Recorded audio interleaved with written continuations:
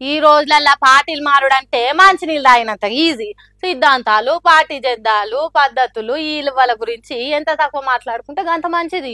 పెద్ద పెద్ద పార్టీ లీడర్లే పార్టీలు మారి కండువాలు కప్పుకుంటున్నారు. మేమెంత అని వచ్చే సర్పంచ్ ఎంపీటీసీ ఎన్నికల తర్వాత పార్టీలు మారితే మంచిగా ఉండదట.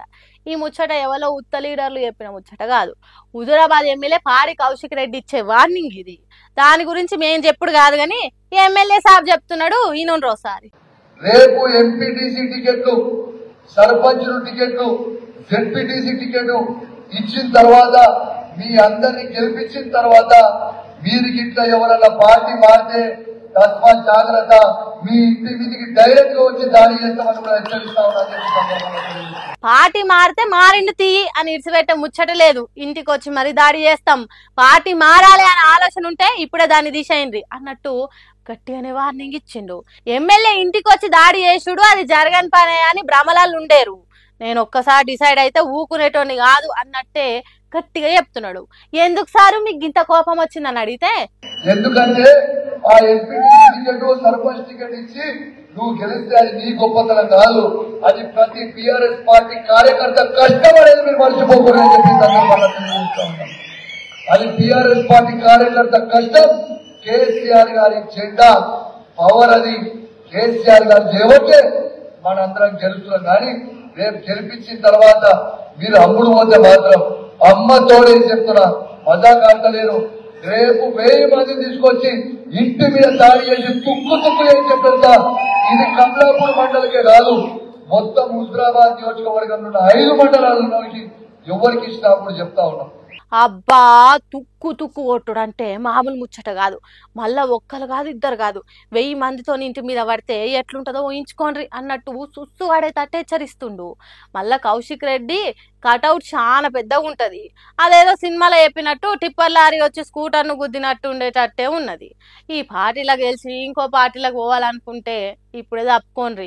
అంతేగాని బీఆర్ఎస్ పార్టీ కార్యకర్తల కష్టంతో గెలిచి ఇంకొక అడికి పోతా అంటే మాత్రం ఊకునేది లేదని కొట్టక ముందే తుక్కు వేసినట్టు మాట్లాడిండు. ఈ దెబ్బతోని హుజూరాబాద్ నియోజకవర్గంలో ఉన్న బీఆర్ఎస్ క్యాండిడేట్లకు ఇప్పుడు ఓ క్లారిటీ వచ్చినట్టున్నది అని అనుకుంటున్నారట అక్కడి బీఆర్ఎస్ పార్టీ కార్యకర్తలు. చూడాలి మరి ఎన్నికల తర్వాత ఎంతమంది జంపింగ్ జపాంగ్లు అవుతారు, కౌశిక్ రెడ్డి ఎంతమంది ఇండ్ల మీద 1000 మందితో పోయి దాడి చేస్తాడు అనేది. అబ్బో బంగారం ధరలు గుణమాండుతున్నాయి. ముట్టుకుంటే 3 సరోగం వచ్చినట్టే కరెంట్ షాక్ కొట్టినంత పనిచేస్తున్నది బంగారం. ఇప్పుడు వద్దు, ఇంకో 4 రోజులు ఆగితే ఏమన్నా ధరలు తగ్గొచ్చు అని ఇన్ని రోజులు ఆయన వాళ్ళ ఆశలను ఆగం చేస్తున్నాయి బంగారం ధరలు. రోజు రోజుకు పెరుగుకుంటా పైకే పోతున్నాయి. 3-4 ఏళ్ల కింద 40-50 వేలు ఉన్న బంగారం ధర ఇప్పుడు ఏకంగా గిన్నిస్ బుక్ రికార్డులకు ఎక్కినంత పనిచేసింది.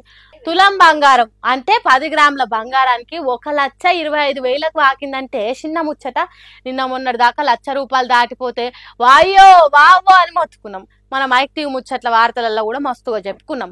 ప్రపంచ దేశాలు పెట్టుబడి మొత్తం బంగారం మీదనే పెడుతున్నాయి, ఎక్కువ తక్కువ కొని బ్యాంకులలో పెడుతున్నాయి. అందుకే ధరలు ఇంకింత పెరిగే ఛాన్స్ ఉన్నది.